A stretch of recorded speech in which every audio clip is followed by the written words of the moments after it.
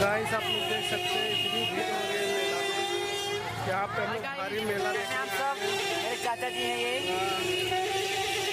बहुत भीड़ चल रही है, तो आज हमारे मेला देखने के लिए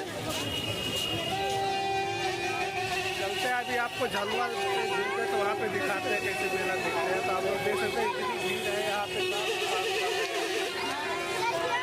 इतनी आवाज़ हो रही है कि कुछ सुनाई भी नहीं देता। तो गाइस आप लोग देख सकते हैं कितनी भीड़ होती है। भारी मेला हम लोग देखने जा रहे हैं। देखिए कितनी पब्लिक जा रहे हैं। अभी आगे और वीडियो में दिखाएंगे, आप लोग वीडियो में बने रहिए। आज मेला में इतना भीड़ है कि पूछो मत। हाँ तो सही बनाए थे हम।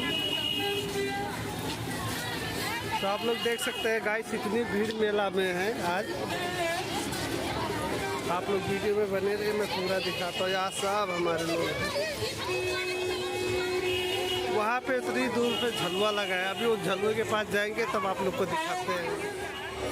तो गाइस आप लोग देख सकते हैं इतनी भीड़ मेला लगे हैं। वहाँ